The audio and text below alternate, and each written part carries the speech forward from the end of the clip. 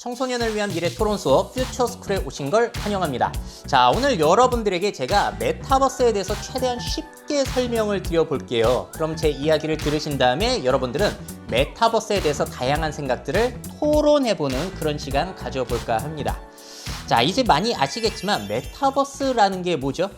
일단 단어는 뭔가를 초월했다라는 메타, 그리고 우리가 살아가는 세계를 뜻하는 유니버스가 합쳐진 거예요. 그래서 실제 세계뿐만이 아니라 앞으로는 우리들이 디지털 가상 공간 안에서도 생활을 한다라는 개념이 넓은 의미의 메타버스입니다. 자, 그렇다면 여기에서 퀴즈. 이 메타버스라는 단어는 누가 만든 단어일까요? 기업, 정부, 학교? 그게 아니라 닐 스티븐슨이라는 소설가가 1992년에 쓴 SF 소설 스노우 크래시에 처음 등장하는 단어입니다. 소설가가 만든 단어이고요. 그렇다면 이 소설에서 등장하는 메타버스는 어떤 모습인가? 이해하기 쉬워요. 영화 레디 플레이어 1과 거의 유사합니다. 장비를 착용하게 되면은 나의 아바타로 가상 공간 안에 접속해서 그 안에서 친구도 만나고 게임도 하고 돈도 벌고 일도 하고 여러 가지 것들을 할 수 있다는 개념이 소설과 영화 속에서 그려지는 메타버스 모습이에요. 자, 그런데 이런 영화 속 모습이 현실이 되려면 시간이 좀 남아 있을 것 같은데 이미 메타버스가 현실이 됐다라고 주장하는 사람도 있습니다. 바로 지금 여러분들이 많이 하는 로블록스가 메타버스라는 것이죠. 왜냐면 나의 아바타로 접속을 해가지고 친구도 만나고 이 게임 접속했다, 저 게임 접속했다, 홍보물도 받다가 이런 걸 할 수 있으니까. 심지어 참여자들이 그 안에 아바타 의상이나 게임 아이템을 만들어 팔아가지고 돈까지 벌 수 있는 이런 경제 활동까지 할 수 있다 보니까 뭐야, 이거 옛날 스노우 크래시, 레디 플레이어 1 영화에서 그렸던 메타버스 모습이 이미 현실이 됐잖아 라고 주장하는 사람도 있는 거예요. 자, 우리나라에서는 로블록스만큼이나 많이 하고 있는 게 네이버에서 만든 이 제페토라는 것이죠.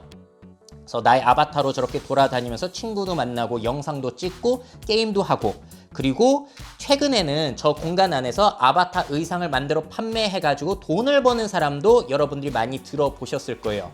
자, 그래서 이런 메타버스 세계가 커지면 커질수록 그 안에서 돈을 벌 수 있는 기회들이 늘어나고 새로운 직업들도 생겨날 것임에는 분명한 것 같습니다. 자, 이런 것뿐만이 아니라 그 안에서 유명한 가수들이 공연을 펼치기도 하고요. 블랙핑크가 팬사인회를 열기도 했어요. 실제로 만나지 못하는 해외에 있는 K-팝 팬들이 이렇게라도 좋아하는 가수를 보게 된다면 좋아할 수 있으니까. 그리고 구찌라든지 나이키 이런 의상 브랜드들 역시 여기에서 아바타 의상을 판매하고 그리고 홍보를 하면서 여러분들에게 브랜드를 노출시키는 그런 역할을 하기도 합니다. 또 이 제페토 안에는 편의점 CU가 생겨나기도 했죠.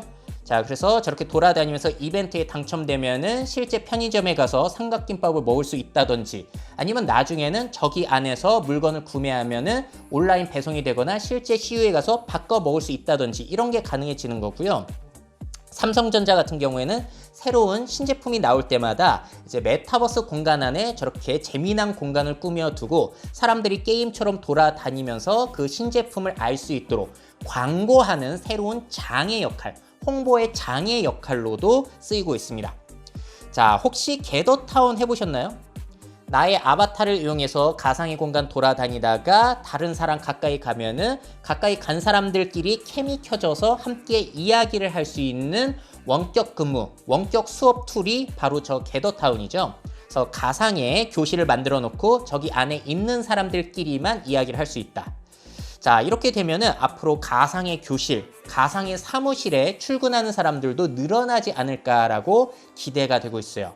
일하다가 좀 지쳤다? 친구들이랑 만나서 함께 놀 수 있는 게임 공간도 저렇게 만들어 놓을 수가 있다는 겁니다. 자, 그리고 메타버스 공간 안에서 교육을 받는다면은 앞으로 VR 헤드셋을 끼고 해부학 수업을 저런 식으로도 받을 수 있다는 거예요. 실제 동물을 죽이지 않고도 게임처럼 재미나게 교육을 받을 수 있다. 역사 교육이라든지 다방면에서 활용이 될 수가 있겠죠. 자, 근데 이러한 움직임에 대해서 이런 의견을 내는 사람도 있어요. 아유, 저건 아직까지 기술이 너무 발전이 안 됐잖아. 우리가 영화 속에서 그리는 모습은 아직까지 오지 않았어. 그래서 그 영화 속의 모습을 현실화시키겠다라고 선언을 한 회사가 있습니다. 바로 페이스북이에요. 페이스북이 아예 회사 이름을 메타로 바꿨죠. 그래서 앞으로 이 회사는 메타버스 중심으로 간다는 거예요. 영화 레디 플레이어 1에 나온 그 정도 수준의 메타버스 세계를 이 회사가 만들어 가겠다는 겁니다. 저렇게 나의 아바타 실감나게 만들어 놓고 친구들이랑 모여가지고 일도 하고 놀이도 하고 아니면은 뭐 돈도 벌 수 있고 교육도 받을 수 있고 여러 가지 것들을 다 할 수 있게 해준다는 거예요. 자, 저것을 위해서 일단 페이스북, 현재의 메타는 VR 헤드셋을 많이 개발하고 있어요. 그러면 여러분들이 보시면서 이렇게 조금 의문이 드실 수도 있습니다. 아니, 이거 그냥 VR, 가상현실 아닌가요? 가상현실이랑 메타버스가 뭐가 다른 거죠? 헷갈리시죠? 자, 그래서 이걸 한번 정리해보고 가야 돼요. 이게 해외에서 돌아다니는 유머 짤인데요. 보시게 되면은 2020년만 하더라도 VR이면 VR, AR이면 AR, 게임이면 게임, 5G 통신 다 따로 불렀던 것들이 2021년이 되면서 메타버스로 그 용어가 합쳐서 불려지고 있습니다. 그러니까 어떻게 메타버스를 이해하시면 되냐면은 좁은 의미의 메타버스로는 아바타를 이용한 디지털 가상공간 생활이라고 보시면 되고요. 아주 넓은 의미로 보자면은 저 유머 짤처럼 디지털 가상생활과 관련된 모든 기술을 이제는 그냥 메타버스로 퉁쳐서 부르고 있다, 통합해서 부르고 있다라고 보셔도 될 것 같아요. 넓은 의미로 보자면은 여러분들이 카카오톡으로 이야기하는 것도 메타버스에 들어간다라고 좀 과격하게 주장하는 사람도 있을 정도입니다. 자, 그런데 여기서 의문점. 이런 메타버스 흐름에 대해서 사람들이 다 긍정적으로만 볼까요? 부정적으로 보는 사람도 있을까요? 부정적으로 보는 사람도 굉장히 많습니다. 자, 미국의 유명 게임 매거진 PC게이머는 메타버스는 헛소리다라는 칼럼을 게재해서 굉장히 화제가 되기도 했어요. 자, 비판 의견들 인터넷에서 많이 볼 수 있는데 한번 종합해서 이야기해 보자면 이런 겁니다. 아니, 옛날의 게임 VR이랑 이게 뭐가 다르냐? 그냥 말만 메타버스로 바뀐 거잖아. 기술은 바뀐 게 없는데. 그리고 이런 것들은 그냥 주기적으로 나왔다 사라지는 소재야 라고 하는 분들, 아, 지금 하는 것들 유치해서 이거 못해. 실제로 여러분들 중학생만 되더라도 제페토가 유치해서 안 한다는 친구들도 제가 많이 봤거든요. 그리고 현재는 기술 수준이 너무 떨어져 있다. 지금의 제페토 로블록스가 여러분들이 꿈꾸는 메타버스 모습인가요? 이런 것도 한번 이야기해 볼 필요가 있어요. 또 한 가지, 아바타를 이용해서 저렇게 3D 가상 공간을 돌아다니는 게 지금 기존의 방식보다 정말 낫냐는 거예요. 예를 들어서 쇼핑을 한다고 생각을 해볼게요. 쿠팡으로 쇼핑을 하면은 상품 목록을 한눈에 파악할 수 있어서 편리해요. 그리고 쇼핑할 때 이동 대신 그냥 손가락을 이렇게 끌어올리기만 해서 아주 편리하게 쇼핑을 할 수 있죠.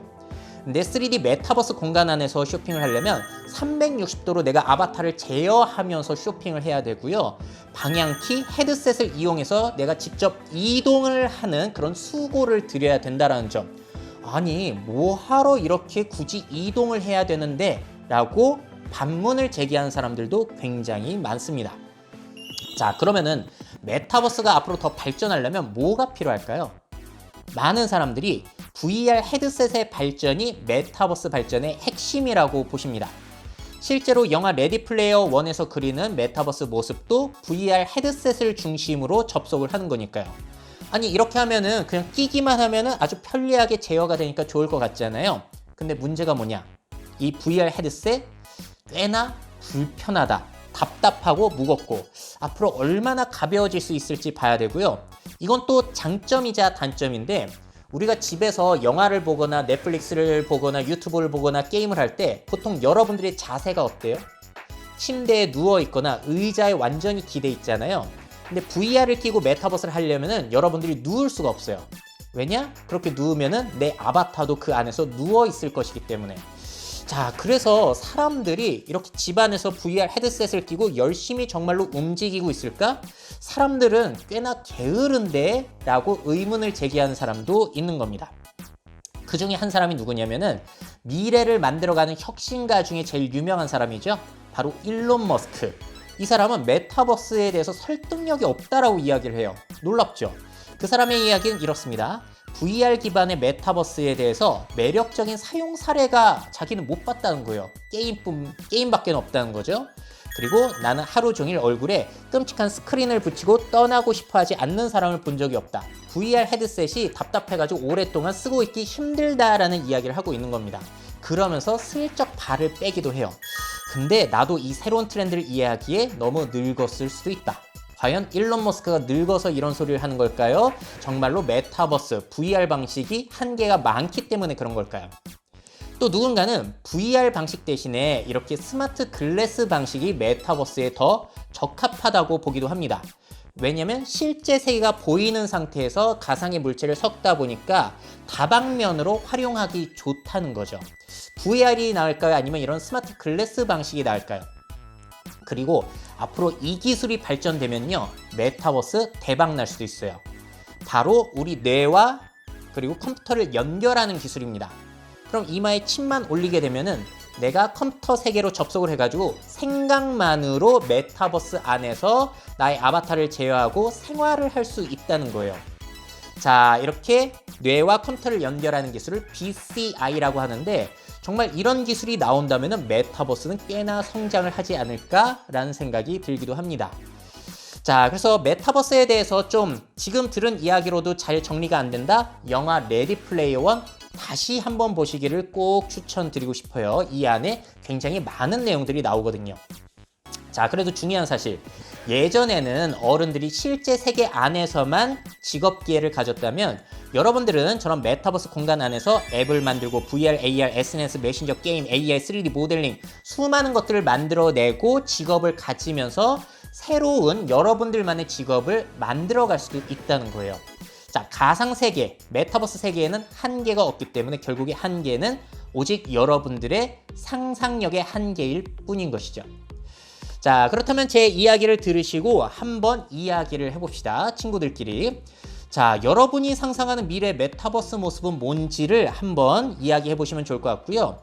여러분들은 메타버스에서 뭘 하고 싶으신지도 한번 토론해보면 좋을 것 같아요. 근데 너무 좋은 쪽으로만 이야기하지 말고 메타버스가 정말 기존 방식보다 더 나은 거 맞아? 한계점도 있는 것 같은데 이런 비판적인 목소리도 한번 찾아보시고 여러분들이 생각해 보시면 좋을 것 같고요. 자, 그러면 한계가 있으니까 하지 말자, 이게 아니라 메타버스가 그럼 더 발전하기 위해선 뭐가 필요할지를 여러분들이 생각해 보신다면은 여러분들만의 기회가 또 생겨날 수 있을 거예요. 자, 그러면 그게 뭐랑 연결이 되는 거죠? 메타버스에 여러분들 새로운 직업 기회가 될 수 있는 겁니다. 자, 메타버스와 관련해 어떤 직업이 필요할지도 함께 이야기해 보시면 좋을 것 같아요. 미래 사회 변화를 업데이트하고 싶으신 기업 및 기관, 그 밖에 미래 트렌드 교육이 필요하신 분들은 myf21 네이버닷컴 이메일로 연락주세요.